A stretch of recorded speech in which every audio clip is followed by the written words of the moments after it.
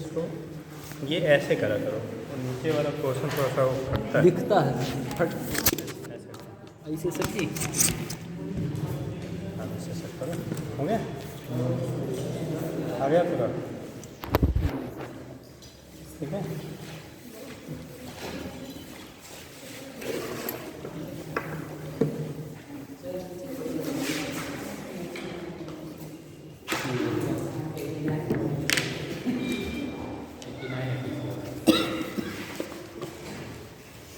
हाँ बेटा, देखिए क्वेश्चन है बेटा इनके सेल पे ही अभी हम लोग कॉम्बिनेशन पढ़ रहे हैं। ठीक है, इसी पे क्वेश्चन इनका है। ठीक है, 2 batteries of 4 volt and 8 volt with internal extensor. बेटा सेल कॉम्बिनेशन कल पढ़ा था हम लोगों ने, सीरीज हुआ था। सीरीज पहला अभी बचा है ना। चलिए ये तो पढ़ लीजिए, फिर अभी लग जाएगा, नहीं लगेगा तो कॉम्बिनेशन है। चलिए लिख लीजिए, जल्दी देख लीजिए। नहीं है तो कॉम्बिनेशन में अपोजिट साइड में लगा के तो फिर हम लोग करेंगे, बट कॉम्बिनेशन जो है सीरीज लाई थी। ठीक, लिख लीजिए आप लोग भी, लिख लो क्वेश्चन। एक क्वेश्चन कर लीजिएगा बेटा कॉम्बिनेशन पे, एक क्वेश्चन कर लीजिएगा। लिखिए 2 बैटरीज ऑफ EMF। आपको कल सेल कॉम्बिनेशन बताया गया था, सीरीज कॉम्बिनेशन हो गया था। ठीक है, तो कॉम्बिनेशन पे एक क्वेश्चन कर लीजिएगा। 2 batteries of EMF 4 volt and 8 volt. 2 batteries of EMF 4 volt and 8 volt with internal resistances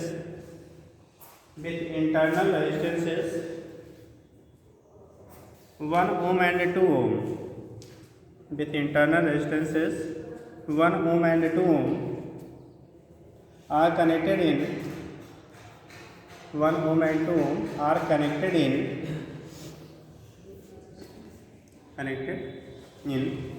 a circuit, are connected in a circuit with resistance 9 ohm, with resistance 9 ohm as shown. Then the current and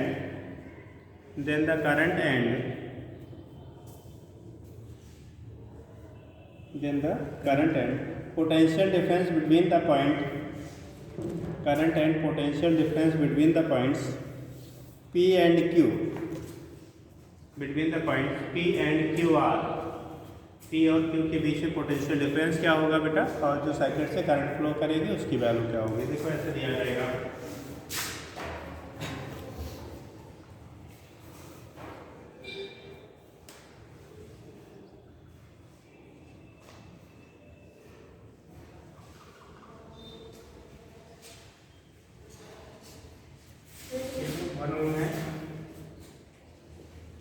की battery है, 8 volt की battery है, 2 ओम है, और ये हमारा 9 ओम है बेटा बाहर का। सर जी दोनों प्लस प्लस से जी जी जी, जैसा गिवन है ऐसा ही है बेटा। तो पहले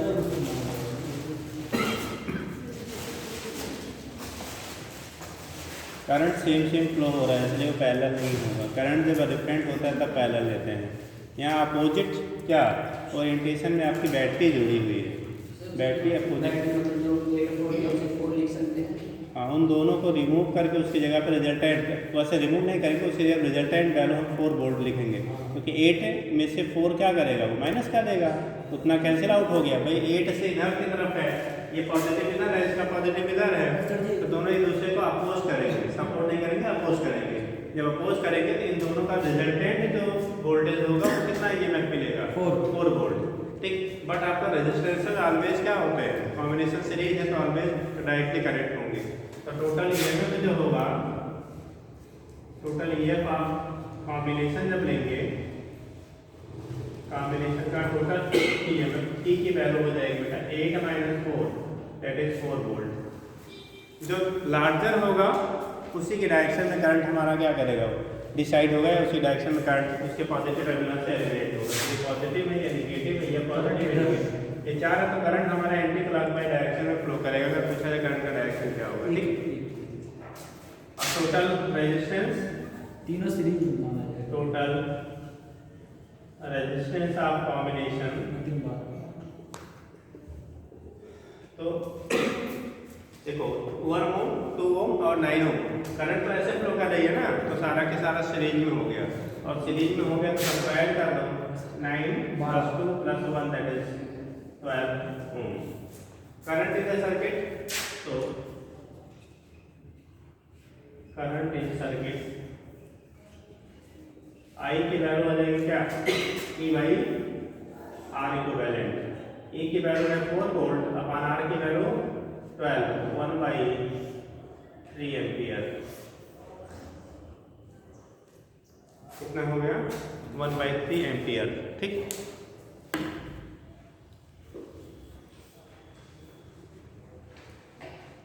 तो करंट तो हमें मिल गया कितना बेटा, 1/3 एम्पियर। हमें निकालना था दूसरा potential difference between P Q, this is the point P and Q, ये पॉइंट आपको दिया गया है।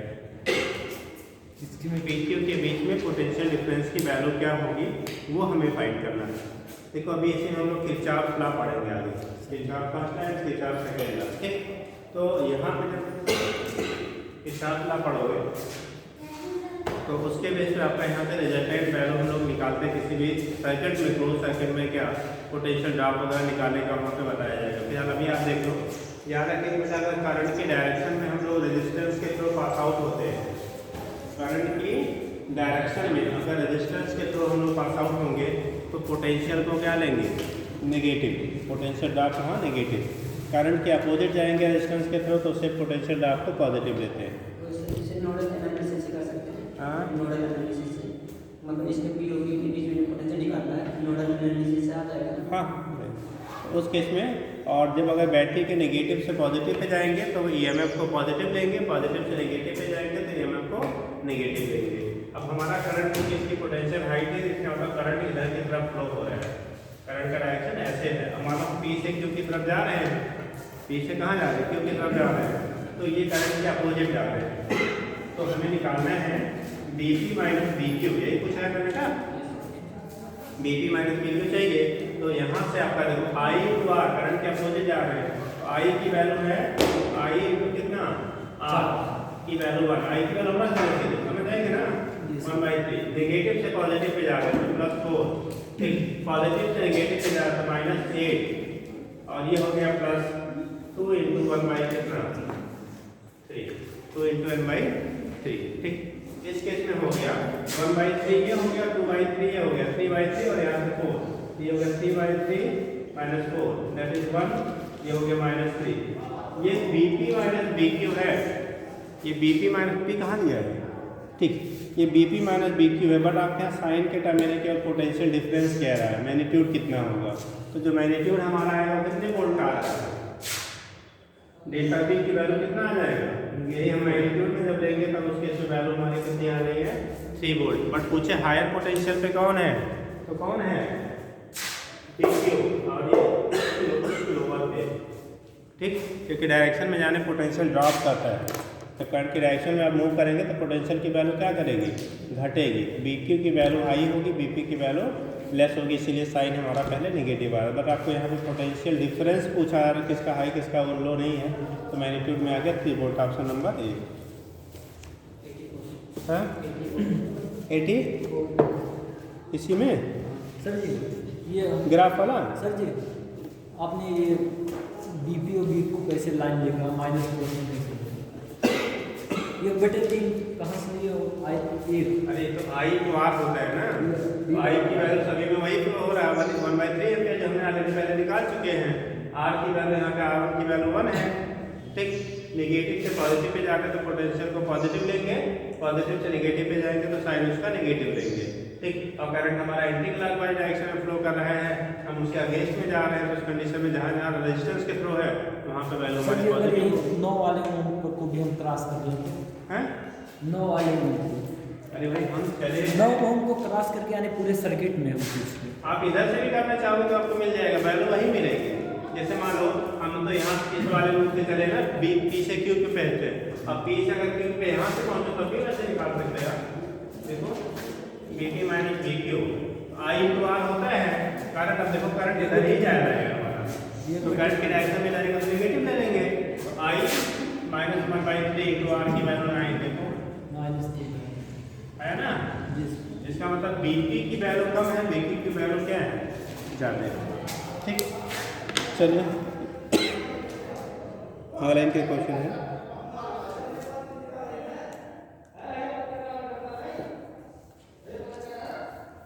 ये battery consist of a variable number N of क्या आइडेंटिकल सेल्स, ठीक, having internal resistance R which are connected in series.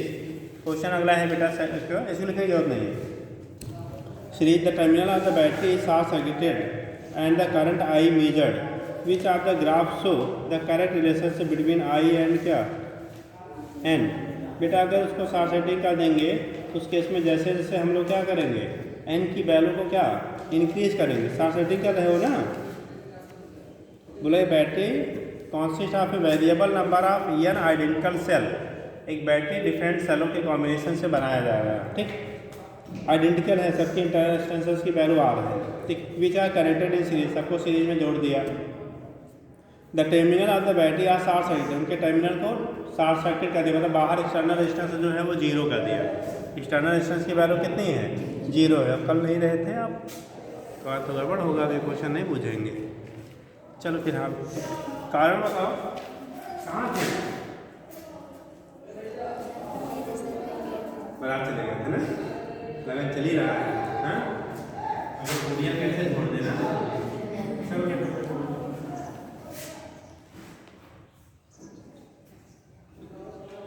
ऐसे ऐसे बेटा एन से लगा हुआ है, कितना से लगा हुआ है, लेकिन कहा इनके टर्मिनल को शॉर्ट सर्किटेड कर दिया। यहाँ कोई रेजिस्टेंस नहीं है, कोई रेजिस्टेंस नहीं है, तो रेजिस्टेंस नहीं है, इसका अगर एन से लगाओगे तो आपका एन ई टोटल एन ना हो जाएगा, ई इक्विवेलेंट एन और आर इक्विवेलेंट भी क्या होगा, एन आर हो जाएगा। तो करंट की वैल्यू आई बराबर ई अपान क्या N E upon N R, N cancel out होंगे ई बाई क्या। तो क्या करंट की वैल्यू नंबर ऑफ सेल पे डिपेंड कर रहा है क्या। अगर बेटा एक्सटर्नल रेजिस्टेंस नहीं है तो उस केस में सेल जैसे जितना बढ़ाओगे, ठीक, इंटरनल रेजिस्टेंस भी उसी रेशियो में क्या होगा, बढ़ता जाएगा। तो जो करंट होगा, current total E upon total R होता है, तो ई बाई आर की वैल्यू का N E upon N R हुआ। अब यहाँ पे एन कैंसिल हो गया तो करंट कितना आ रहा है, ई बाई आर। एक से लगाओगे तब भी करंट ई बाई आर, दो लगाएंगे तो भी ई बाई, 1000 लगाओगे तो भी ई बाई, मतलब चाहे जितना लगा लो करंट की वैल्यू रिमेन सेम रहेगा। तो इसका मतलब आपके यहाँ ग्राफ जो दिया गया करंट और किसके बीच में, एन के बीच में, जो करंट है और एन, करंट आई और एन है बेटा नहीं बोला गया है। Question short I measured which are the graph show the correct relationship between I and क्या एन।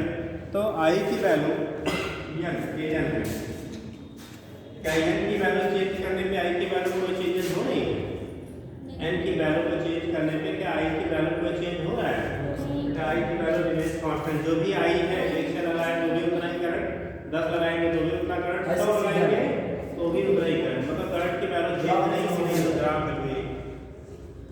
समझ गया। अब इतना एक 5 सेकंड का क्वेश्चन था, लेकिन अब आपको इतना समझाना पड़ा लंबा चौड़ा करके, बुझ गए ना, ठीक।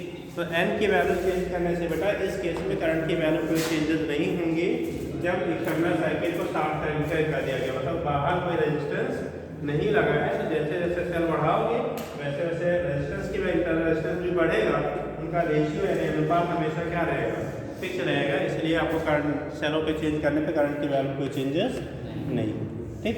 बट अगर यही उल्टा हो जाए, अगर कैसा हो, एक्सटर्नल रेजिस्टेंस होता, शॉर्ट सर्किट नहीं होता, तो उस कंडीशन में जब आप क्या करेंगे, एन की वैल्यू चेंज करेंगे तो करंट की वैल्यू डिपेंड करेगी एक्सटर्नल रेजिस्टेंस और इंटरनल रेजिस्टेंस के मैग्नीट्यूड पे। अगर एक्सटर्नल वाला ज़्यादा है इंटरनल की तुलना में तब करंट की वैल्यू बढ़ती जाएगी, और इंटरनल की वैल्यू ज़्यादा एक्सटर्नल की तुलना में तो करंट की वैल्यू घटती जाएगी।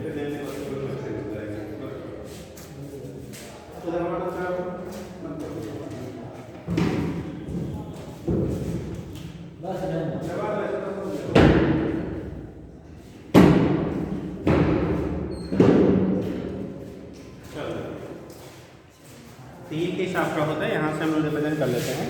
चलिए अगला करिए भैया। कैपिटल आर ग्रेटर होगा स्मॉल आर का रेजिस्टेंस है, तो करंट की वैल्यू की जब आप एन की वैल्यू इंक्रीज करेंगे तो करंट की वैल्यू इंक्रीज करेंगे, या इंक्रीज करने पे करंट की वैल्यू क्या करेगी, इंक्रीज करेंगे। और अगर स्मॉल आर की वैल्यू ग्रेटर है कैपिटल आर है, स्मॉल आर क्या है, ग्रेटर है कैपिटल आर है, तो उस केस में एन की वैल्यू इंक्रीज करने पे करंट की वैल्यू डिक्रीज करेगी सर्किट में। एन की वैल्यू इंक्रीज करने के साथ साथ करंट की वैल्यू क्या करेगी, डिक्रीज करेगी, किसमें, सर्किट्स में। ठीक, चलिए नेक्स्ट स्टडी करेंगे बेटा।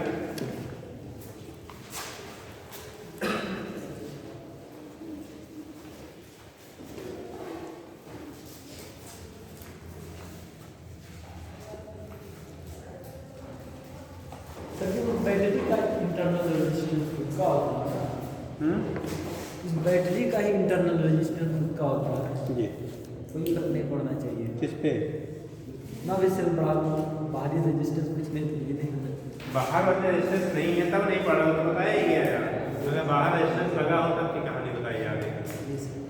ठीक, देखिएगा next, parallel combination of cells. Parallel combination of cell, अगर हम लोग पैरेलल कॉम्बिनेशन की बात करते हैं बेटा, पैरेलल कॉम्बिनेशन ऑफ सेल्स,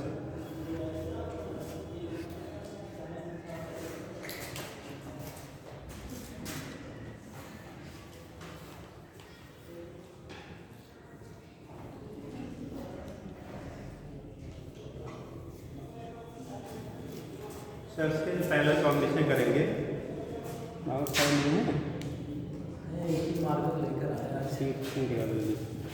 देखो जब पैरेलल में बेटा कनेक्ट करोगे ना, तो दैट मीन्स क्या हो गया, सारे के पॉजिटिव टर्मिनल वन पॉइंट से, नेगेटिव वाले अदर पॉइंट से कनेक्टेड होंगे, तो कॉम्बिनेशन जो होगा उसे कहेंगे पैरेलल कॉम्बिनेशन। ठीक, इधर ये देखो, तो कॉम्बिनेशन उसको बाहर निकाल के डालना होता है, नहीं तो उसमें बाहर आ जाता है, तो उससे कह लेंगे कि आपका पैरेलल कॉम्बिनेशन होगा। पैरेलल कॉम्बिनेशन में क्या होता है, जो सीरीज कॉम्बिनेशन होता है उसके हम लोग क्या रिवर्स टर्म में क्या करेंगे, कनेक्ट करेंगे। ठीक है, हो गया, लो बंद कर लीजिए। अरे देखिए ये एन सेल्स आपके हैं, एन सेल को आपने पैरेलली कनेक्ट किया,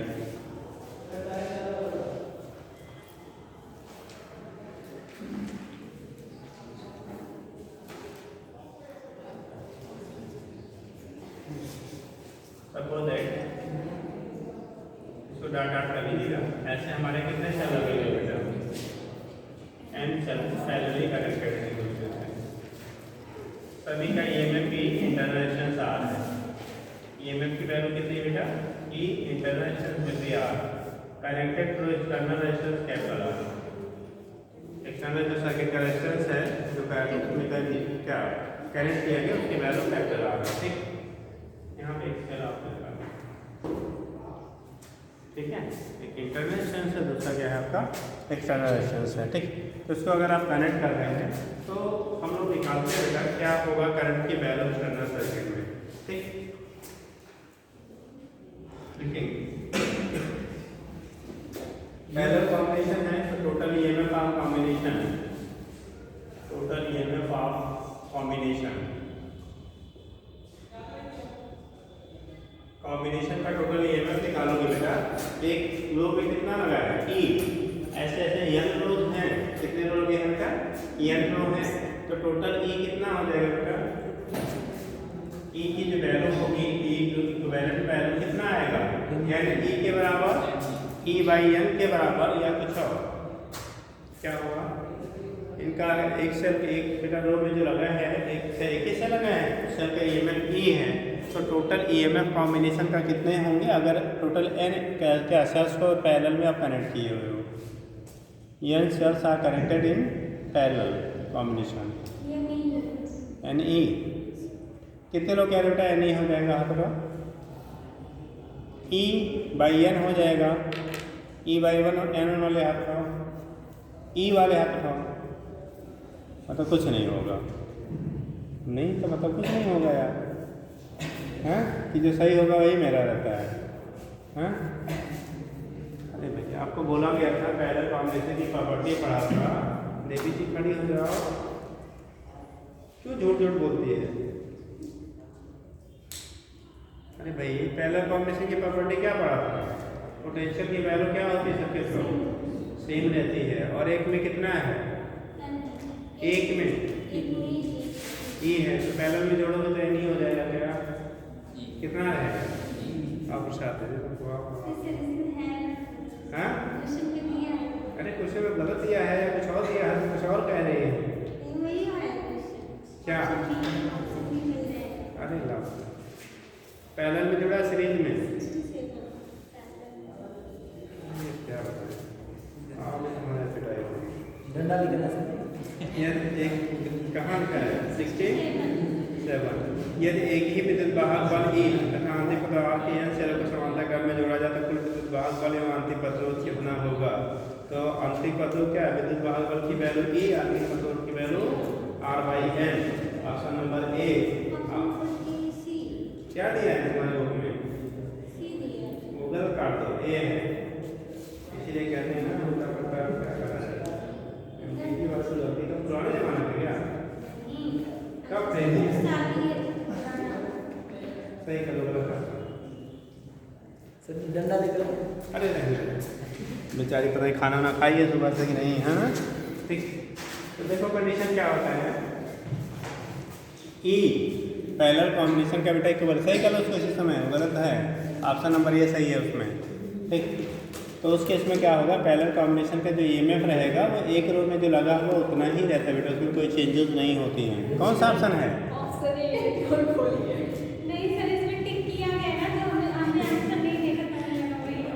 ठीक है, गलत हो तो बुक को गलत करवा दी। अभी क्या है एमटीजी वाले बहुत गलती है गलतियाँ लेकिन बहुत नहीं है। ठीक, चलो देखो उस केस में क्या होगा? टोटल ईएमएफ जो होता है वो ई के बराबर ही रहता है, जितना एक रो का है उतना ही टोटल ईएमएफ हो जाएगा। ठीक है ना। दूसरा होगा total internal resistance, total internal resistance. ठीक, तो आर इक्विवेलेंट जो होगा स्मॉल आर की वैल्यू ये आर बाई कितना एन, पैरेलल में जब जोड़ेगी बेटा तो 1/n टाइम्स हो जाएगा। तो टोटल इक्विवेलेंट कितना हो गया? आर बाई एन के बराबर हो गया। ठीक, अब टोटल रेजिस्टेंस आप कॉम्बिनेशन जब निकालोगे तो आपका क्या इंटरनल रेजिस्टेंस निकालना है। टोटल इंटरनल रेजिस्टेंस आपका हो गया। टोटल रेजिस्टेंस आप कॉम्बिनेशन करेंगे तो आएगा टोटल रेजिस्टेंस ऑफ कॉम्बिनेशन। अगर कॉम्बिनेशन का टोटल रेजिस्टेंस हमको निकालना होगा क्या? टोटल कॉम्बिनेशन के अगर रेजिस्टेंस की वैल्यू को अगर डिटरमाइन करना है तो क्या है? आर। ये पूरा जो कॉम्बिनेशन है वो इसके साथ में सीरीज में हो जाएगा। इन टोटल का सम सभी सेलों का ये, क्योंकि जो टोटल करंट आएगा बेटा ऐसे पास होगा ना, तो ये इन सभी का सम इसके साथ किसमें आएगा? सीरीज में। तो आ जाएगा आर प्लस आर बाई होगा ना। आर ये एक्सटर्नल वाला और इसकी वैल्यू होगी आर बाई एन इंटरनल वाला, टोटल वैल्यू होगी R plus R by N के बराबर हो गया। ठीक, ये हो गया हमारा total resistance of combination. Current flowing flow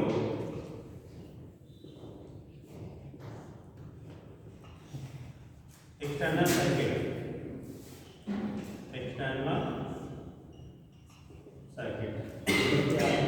external circuit से जो करंट की वैल्यू आपकी होगी, करंट कितना फ्लो हो रहा है, एक्सटर्नल सर्किट से होने वाले करंट की वैल्यू कितनी आएगी? आई की वैल्यू कितनी हो जाएगी बेटा? Total EMF upon total R. Total EMF आया है बेटा ई और आर की वैल्यू है आर प्लस आर बाई कितना एन हो गया। आर प्लस आर बाई क्या हो गया? एन। इसका एलसीएम ले लो बेटा, ई अपॉन आर एलसीएम लेंगे तो एन आएगा। N capital R plus small R, ये एन कहाँ ऊपर जाएगा? ऊपर, तो होगा N into E upon N R plus small R. ये वैल्यू हो गई किसकी? आई की value N E upon N R plus capital R क्या हो जाता है? इक्वल हो जाता है। तो आई की वैल्यू होगी N E upon R plus N R हो जाएगा। ठीक है, जी सर। नोट कर लीजिए।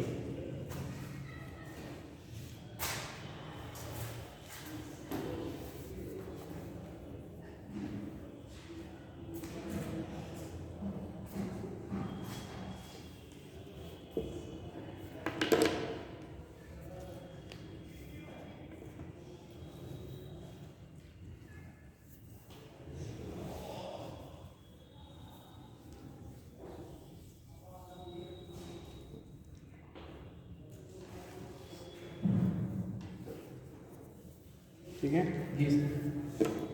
ये कंडीशन आपका हो गया, ऐसे निकाल दिया जाता है करंट कितना फ्लो करेगा।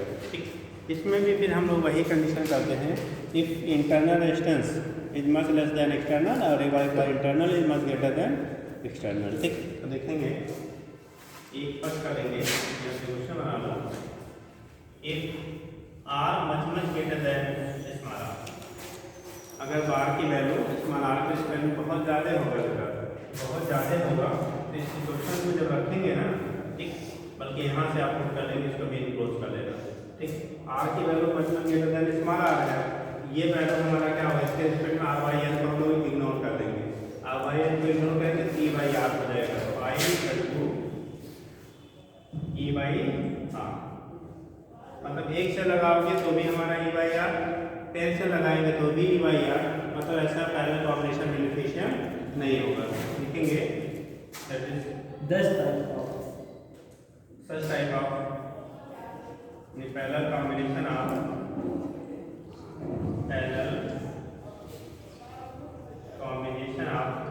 such type of cell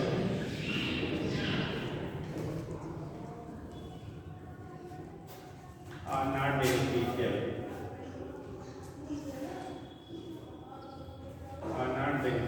such type of जो सेल कॉम्बिनेशन होता है वो हमारा बेनिफिशियल नहीं होता है। Such type of cell combination are not beneficial. इस टाइप के जितने भी सेल कॉम्बिनेशन होते हैं वो हमारे बेनिफिशियल नहीं होंगे, क्योंकि एक से लगाएगा तो भी उतना ही करंट, 10 लगाएंगे तभी उतना ही करंट, 100 लगाएंगे तभी उतना ही करंट, तो करंट की वैल्यू रिमेन सेम है, इसलिए इस टाइप के सेलों का कॉम्बिनेशन आपका बेनिफिशियल नहीं होता है। ठीक, दूसरा लिखेंगे तो फर्स्ट का, सेकेंड होगा कि स्मॉल मतलब के अंदर क्या कर रहा है, अगर स्मॉल इंटरनल रेजिस्टेंस की वैल्यू बहुत लार्ज है, किसकी वैल्यू, अगर इंटरनल रेजिस्टेंस की वैल्यू एक्सटर्नल के रिस्पेक्ट में बहुत ज़्यादा है, ठीक, तो अगर एक्सटर्नल की वैल्यू कम है इंटरनल ज़्यादा है, तो उस केस में वैल्यू हमारी जो होगी इसको इग्नोर करेंगे तो आएगा आई बटू ई अपान आर बाई एन हुआ ना, एन कहाँ चला जाएगा, ऊपर हो जाएगा बेटा, एन ई अपान क्या स्मॉल आर। अब देखो इसका मीनिंग ये हो गया कि अगर एक से लगाओगे तो ई बाई आर करंट मिलेगा, एन से लगाएंगे तो एन ई बाई आर होगा। दैट मीन्स एन की वैल्यू इंक्रीज करने के साथ साथ हमारे करंट की वैल्यू क्या करेगी, इंक्रीज करेगी। यहाँ लिखेंगे that is parallel combination of, नीचे कितना लिखना है, कॉम्बिनेशन ऑफ लिख जाएगा, लिखने लिखना है आप such type of cells are beneficial,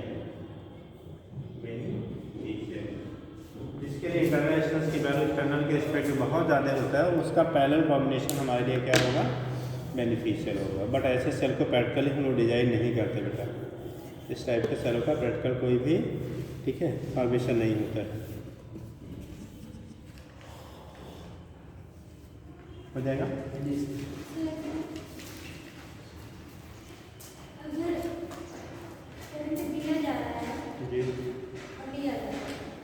दिया जा रहा किससे, इसमें है होता नहीं है ई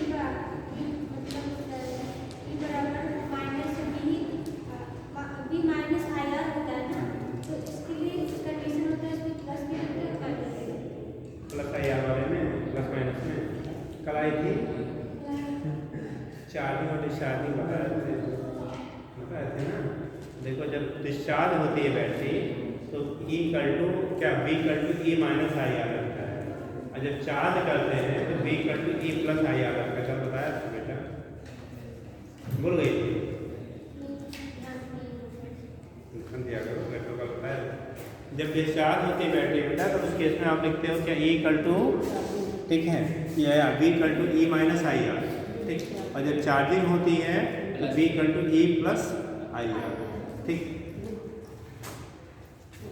हो गया।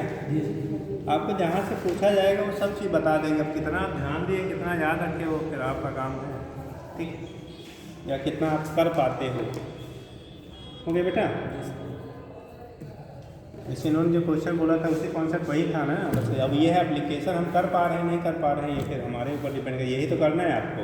जितना ज़्यादा प्रैक्टिस करोगे उतनी ही ज़्यादा एक्यूरेसी और क्या कॉन्सेप्ट दोनों क्लियर होंगे, ठीक है। नोट कर बेटा, देखिए पहला कॉम्बिनेशन आप चल कहानी भी दिखानी पड़ेगी, फोटो बनाओ यार, लिख लीजिए। पहला कॉम्बिनेशन आप चल करके नोट कर लीजिए। क्लिक डाला, बहुत अच्छा प्रिंटिंग प्रेस है ये। हाँ, तुम लोगों को हमको बनना चाहिए, क्या कहते हैं, पत्रकार, हाँ, जर्नलिज्म पढ़ रहा चाहिए। उधर नेताजी बोले नहीं, पहले लिख के तैयार, जैसे हाँ कोई बात नहीं, हिंदी इंग्लिश कुछ भी दोनों न्यूज़पेपर आते भैया, इंग्लिश वाले भी आते हैं, ठीक। हाँ, भोजपुरी भी चलता बिहार में, है ना। चलो ठीक हो गया, नोट कर लीजिएगा। आप क्वेश्चन लिख लीजिए। कल ये सब लोगों ने अच्छा सब टाइप कर रहे थे, अब पीछे पीछे। हाँ, सबका हो गया जी। चलो, बेसिक फार्मूला थोड़ा सा खाली नहीं है आप, बेस तो वही रहेगा ना, वही मॉडिफाई करके बदलेगा। लिखो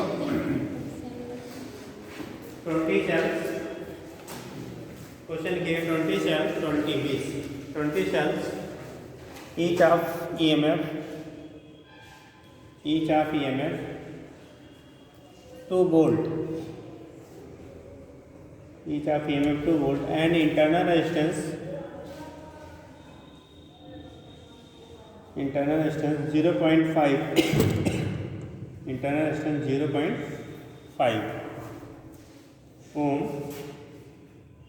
ऐसे करो, 0.5 लिखा है, 0.4 कर दो। 0.4 ओम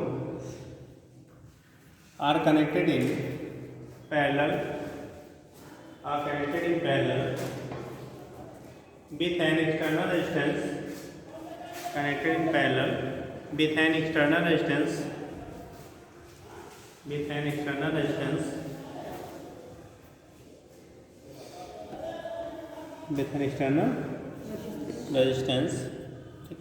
लिख लीजिएगा।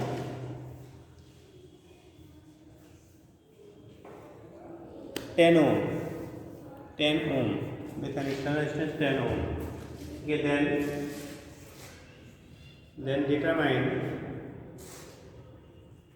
value of current. Then determine value of current flowing through the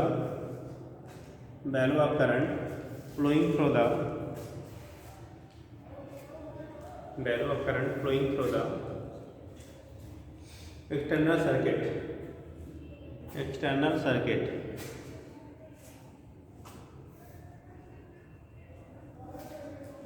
Flowing through the external circuit. कितना करंट आपका फ्लो करेगा एक्सटर्नल सर्किट के थ्रू, वो आपको डिटरमाइन करना है।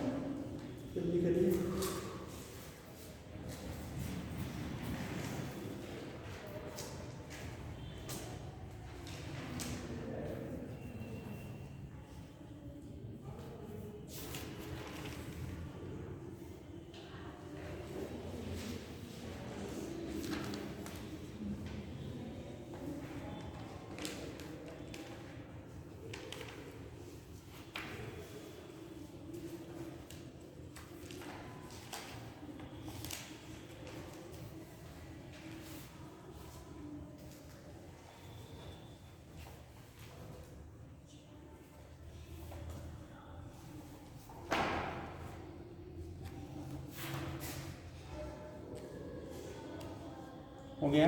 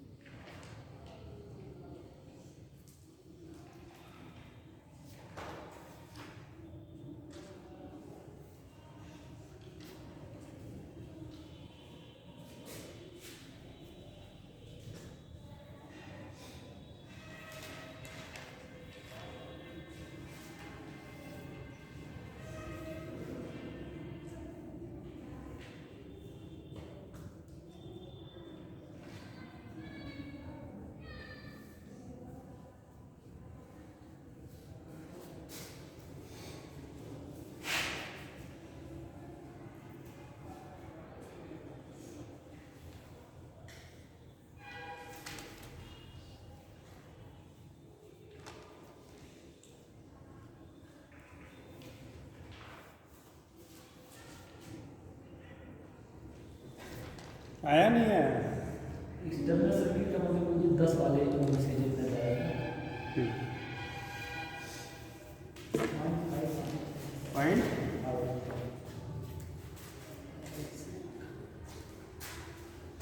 उससे थोड़ा सा कम, ज़्यादा नहीं।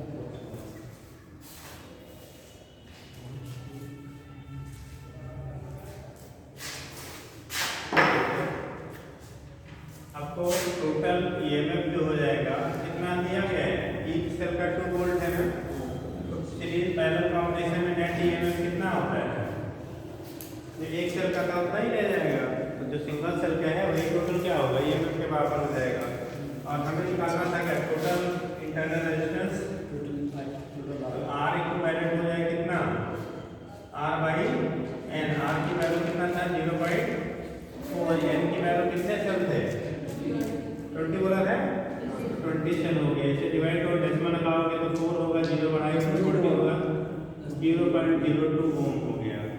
ठीक, और करंट हमें निकालना है, टोटल रेजिस्टेंस हो जाएगा, टोटल रेजिस्टेंस ये होगा क्या, आर इक्विवेलेंट होगा आर प्लस क्या, R small R equivalent. R की वैल्यू कितना वोल्ट ओम दिया है 10 10 प्लस 0.02 यानी 10.02। ठीक, तो हमें निकालना था करंट आई बराबर ई इक्विवेलेंट अपॉन आर इक्विवेलेंट, ये होता है ना। ई इक्विवेलेंट की वैल्यू कितनी है 2, आर इक्विवेलेंट आ गया 10.02। डेसिमल लगाएंगे 0.5 ये 5 कैसे आएगा। ठीक, 2 में आप भाग देंगे 10 से, अगर 10 एग्जैक्टली होता तो 2 टाइम्स ही 0.2 टाइम जाता, बट इसका मतलब उससे भी थोड़ा क्या होगा, कम होगा। ये होगा 0 डेसिमल लगाओगे तो हो जाएगा क्या 20, तो ये होगा 0.192 टू समथिंग 5 समथिंग जो आएगा। ठीक, 0.195 जो भी जाए। ठीक, क्योंकि 10 पॉइंट है ना, इसका तो 2 से थोड़ा सा क्या रहेगा, थोड़ा सा कम रहेगा, स्मॉलर रहेगा। तो आपने डिवाइड किया कितने में, 2 में डिवाइड करें कितने से 10.02 से। ठीक, तो अप्रॉक्सीमेटली वैल्यू जो 1.99 आएगा बेटा, 1 पॉइंट कितना 9, मतलब स्लाइटली लेस देन 0.2, 0.199 एम्पियर। ठीक, ये केस आपका होता है वेरी क्लोज टू 2 हम कह लेंगे। रीजन क्या है, क्योंकि आपको जो करंट मिल रहा है, क्या मिला आपको, जो करंट की वैल्यू मिल रही है वो कैसी है, जो करंट आपने फाइंड किया है करंट की वैल्यू क्या है। ठीक, और इंटरनल रेजिस्टेंस और एक्सटर्नल रेजिस्टेंस का जो सम है एक्सटर्नल से बहुत थोड़ा सा इंक्रीजमेंट है ना, इसलिए करंट की वैल्यू बहुत थोड़ी सी फ्लक्चुएशन हो रही है इंटरनल रेजिस्टेंस की वजह से। हो जाएगा। अगला लिखिएगा mixed combination of cells, mixed combination of cells. Mixed combination मतलब मिश्रित क्रम संयोजन बोलते हैं, हाँ, जिनमें सीरीज और पैरेलल दोनों एक साथ में लगे हैं। ठीक,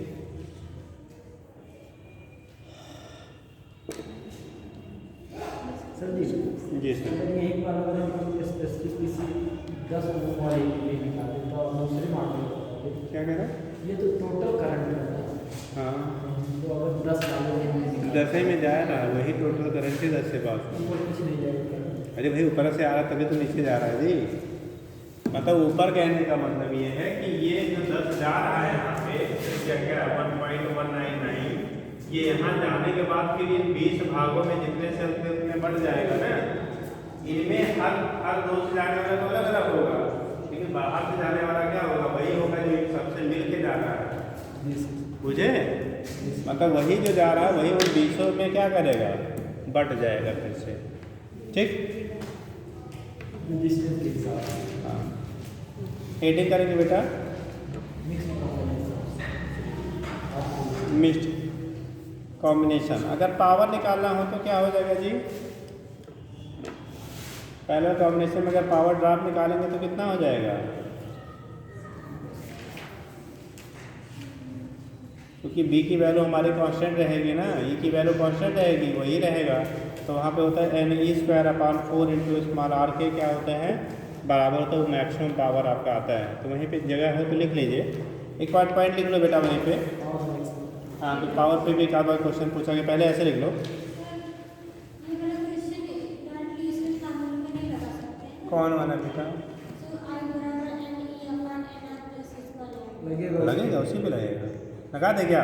इसमें लगाए थे तो गलत आ गया, इतना ही है। जब उस पे लगाया तब पे गलत आ गया। देखो नहीं आएगा गलत बेटा। स्पेसिफिक कंडीशन अरे भैया N E upon N capital R plus small R आपने फार्मूला लिखा है, ये ना एन कितना है 20, एक सेल का ईएमएफ कितना है 2, ये हो गया 20 और एक्सटर्नल रेजिस्टेंस कितना 10 प्लस एक का रेजिस्टेंस पॉइंट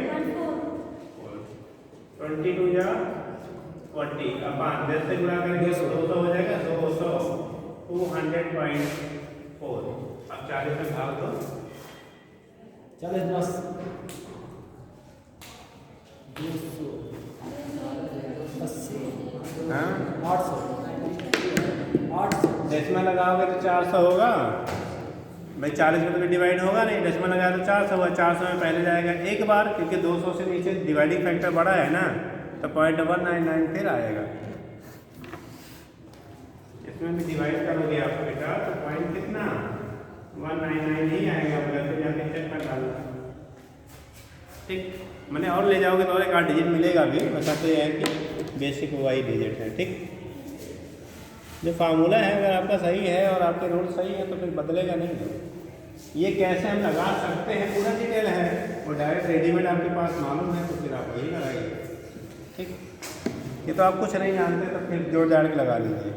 ठीक है, तो उसमें लिख लीजिए वही जगह जहाँ पे डायग्राम वगैरह बना होगा, लिखिए पावर डेसिपेटेड इन, वही जहाँ पैरेलल वाला लिखा था, पैरेलल वाले में वहीं लिख लीजिए जहाँ डायग्राम बनाया नहीं पहले, तो आपने समय बगल में जगह होगी यार, वहीं लिख लो उसमें भी। Power dissipated in the circuit,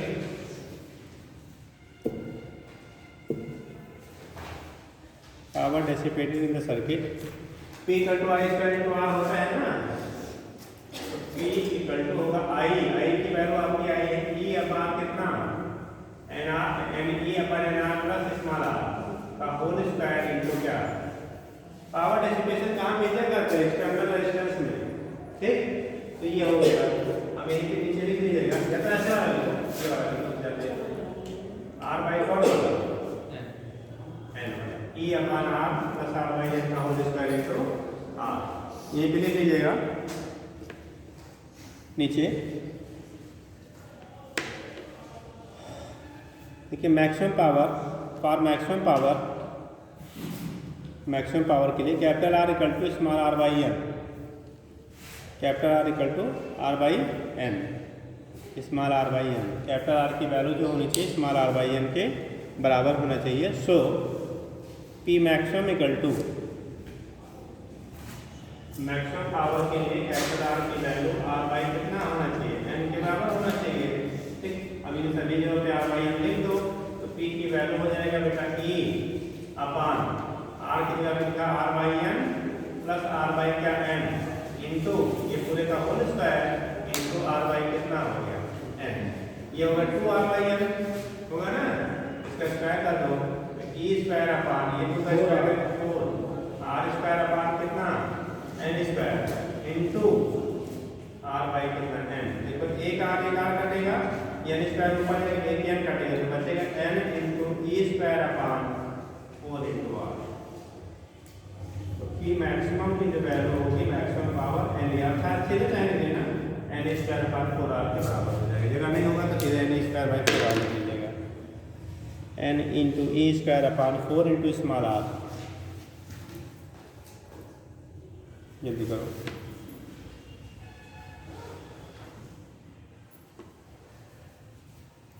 अगला पॉइंट लिखे mesh combination of cells.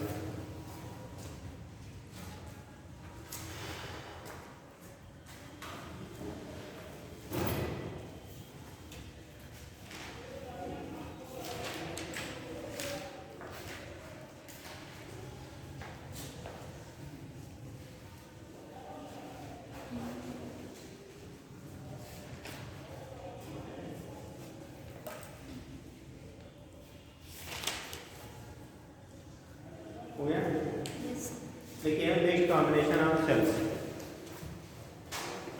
after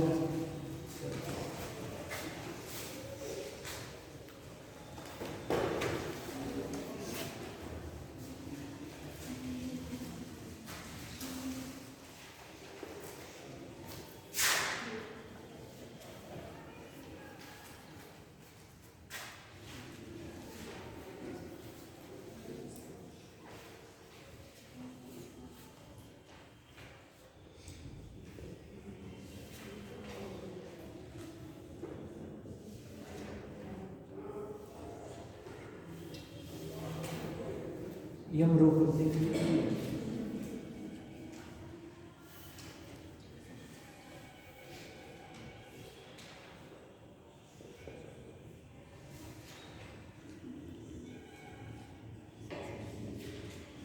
international की वैल्यू कितनी है हमारा EMF आपका E। ऐसे ऐसे n से लगे हुए बेटा, कितना n सेल को आपने जोड़ दिया जिसके इंटरनल रेजिस्टेंस स्मॉल r है और EMF की वैल्यू कितना है E है। और एक आपके m रो है, कितने रो है बेटा m, ऐसे ऐसे आपने रो बना दिया।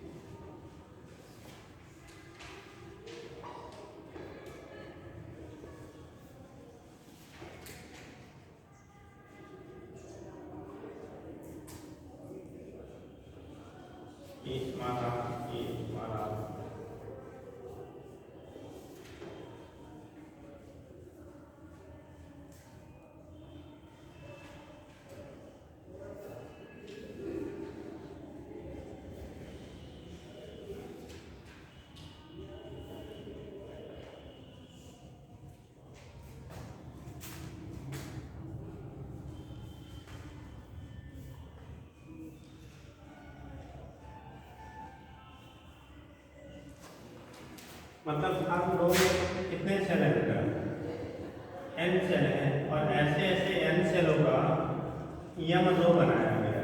कितना रो बनाया गया n सेलों का m रो। जैसे आप लोग बैठे ना अलग अलग रो में, तो आपने एक रो में मान लो 10 लोग हैं, ऐसे ऐसे अगर 5 रो है, 10 रो है, 20 रो है, तो जितने रो हैं वो और एक रो में जितने लोग हैं वो, ठीक।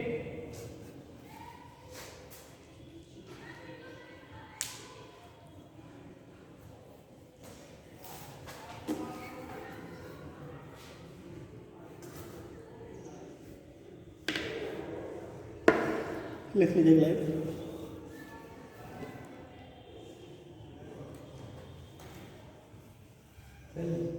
एक हिसाब से देखें तो ये टोटल आदमी सबका कंट्रोलिंग फैक्टर वो डिसाइड करता है करंट की वैल्यू जो बढ़ेगी घटेगी क्या होगा। यही सब। अगर इस कितना भी रेजिस्टेंस हो जाए ये कम ना, तो इसमें सीरीज में रखें तो इससे कम रिजल्टेंट हमारे। चलिए बन गया बेटा, लिखिएगा। If in a mixed combination, if in mixed combination, if in mixed combination,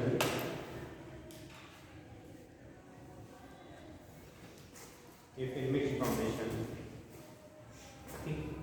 each row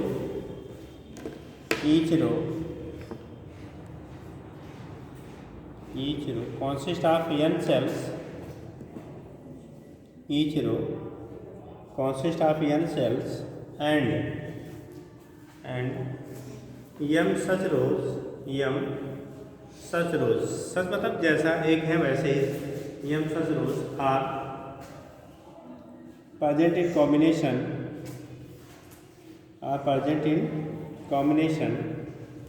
ठीक है। then present in किस में लिखा है बेटा combination। then अब जरा सुनेंगे बेटा, देखो एक रो में n सेल लगे हुए हैं, कितने सेल हैं n सेल लगे हुए हैं, और एक सेल का EMF E है, तो एक रो का EMF कितना हो जाएगा, एक रो का टोटल EMF कितना होगा भाई। एक रो में n सेल है और एक सेल का EMF E है, ईच रो का EMF कितना हो जाएगा इसका। अरे यार क्या एक सेल का ईएमएफ ई है, ऐसे ऐसे n सेलों को एक रो में जोड़ा गया है। एक रो में कितने हैं? n सेल जुड़े हुए हैं, तो टोटल ईएमएफ एक रो का कितना होगा भाई? सीरीज में जोड़े तो जितना आपका सेल जोड़ेगा उतने गुना बढ़ जाएगा, ठीक। तो n ई हो गया, और ऐसे ऐसे m रो है, तो m रो का टोटल कितना हो जाएगा? इसका या नहीं होगा n ई रहते हैं, क्योंकि पैरेलल में वही रहता है, याद रहेगा। पैरेलल कॉम्बिनेशन का यह है बेटा, भारी में कितना असर है, कम नहीं रहा है, तब कैसे सपोर्ट लगाइए। तो उस केस में क्या होगा? यानी कि इसका एक रो का जितना आपका होगा वो आदत पड़ रही है, हटा दो, ठीक। तो उस केस में एक रो का जितना ईएमएफ होगा उतना ही टोटल एम रो जो बने हैं सबके ईएमएफ की वैल्यू भी उतनी ही रहेगी। रीजन क्या है? क्योंकि पैरेलल कॉम्बिनेशन में ईएमएफ क्या की वैल्यू जो रिजल्टेंट होता है वो किसी एक सिंगल रो के ईएमएफ के क्या होगा? इक्वल होगा। तो ईएमएफ आप कॉम्बिनेशन जब लिखेंगे,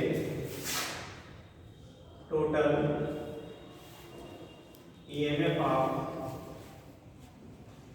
combination, total EMF of combination जब लिखेंगे ना, ई की वैल्यू, इक्विवेलेंट जो वैल्यू आएगा बेटा वो n इनटू ई के बराबर होगा। यही एक रो का होगा, यही पूरे कॉम्बिनेशन का होगा, ठीक। लेकिन क्या रेजिस्टेंस भी उतना ही रहेगा? बदल जाएगा। अब रेजिस्टेंस, इंटरनल रेजिस्टेंस आप नीचे लो, internal resistance of each row, internal resistance जो ईच रो का होता है, internal resistance of each row, तो आर डैश ले लो, इसकी वैल्यू होगा n इनटू क्या भाई? एक रो में n सेल है, एक का इंटरनल रेजिस्टेंस कितना आ रहा है बेटा? तो nr के क्या हो जाएगा? बराबर हो जाएगा, ठीक। और ऐसे ऐसे m रो हैं, तो total internal resistance of combination, total internal resistance of combination, total internal resistance जो कॉम्बिनेशन का होगा, आर इक्विवेलेंट टोटल जो आएगा पूरे कॉम्बिनेशन का, कितने रो हैं बेटा? m रो है, तो ईच रो का nr, तो m रो का पैरेलल में करेंगे nr बाई m, कि m nr हो जाएगा। एक जितने पैरेलल होते हैं उतने से डिवाइड कर लेते हैं, ठीक। तो कितना आ जाएगा बेटा? nr बाई m, कितना समझे? Total resistance of the combination, total मैंने इसको लेके तब कितना हो जाएगा? इस पूरे का जो कॉम्बिनेशन होगा बेटा वो इसके साथ किसमें आएगा? सीरीज में। तो total resistance of combination R plus ये R बटेगा, टोटल रेजिस्टेंस ऑफ कॉम्बिनेशन, मतलब पूरे कॉम्बिनेशन का, पूरे सर्किट का टोटल रेजिस्टेंस कितना हो जाएगा बेटा? तो R इक्विवेलेंट, ये R external plus R internal, और इंटरनल की वैल्यू कितनी आई है? nr बाई m हो गया ना। So current flowing through external circuit, current flowing को पासिंग लिखो, जल्दी कर लो, current passing through external circuit,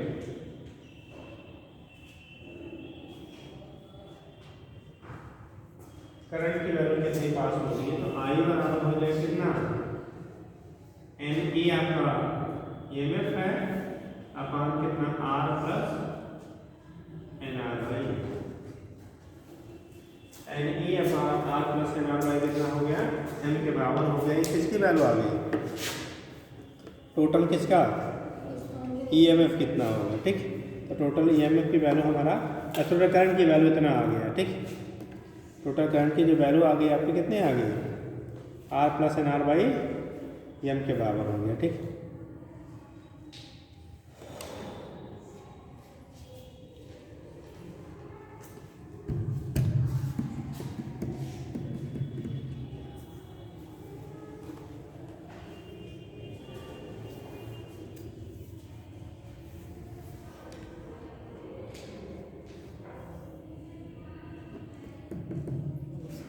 हो गया? ये केस आपका होता है, यहाँ दिखा देते हैं। और यहाँ भी मैक्सिमम करंट तब मिलेगा जब R की वैल्यू nr बाई m क्या हो जाएगा? बराबर होता है, ठीक। पावर लिखेंगे तो P का 2 क्या क्या इस करंट को आर करेंगे और मैक्सिमम पावर के लिए जो मैक्सिमम पावर और मैक्सिमम करंट की वैल्यू होती है हमारा जो क्या होगा आई मैक्सिमम कैपिटल आर की वैल्यू एन आर बाई क्या होना चाहिए एम के बराबर होना चाहिए। तो ये लिख लीजिएगा I maximum is I maximum and P maximum दोनों के लिए कैपिटल आर की value N R by M के क्या होना चाहिए बराबर होना चाहिए। ठीक, तो मैक्सिमम पावर क्या maximum power maximum current and power current and power दोनों के लिए capital R equal to N R by capital R की जगह पे क्या रखेंगे आप एन आर बाई एम रख के ठीक वहाँ से वैल्यू हम कैलकुलेट कर लेते हैं। ठीक है, तो पी मैक्सिमम हो जाएगा मैक्सिमम की पावर के लिए आप रिलेशन निकालेंगे तो क्या वैल्यू बनेगा बेटा मैक्सिमम पावर। अब आप घर से इतना करके लाइएगा मैक्सिमम पावर मैक्सिमम करंट की वैल्यू क्या रिलेशन बनेगा। कल से हम लोग पढ़ेंगे किरचॉफ सा लॉ। ठीक, कर लेंगे इतना, चलिए कर लेंगे।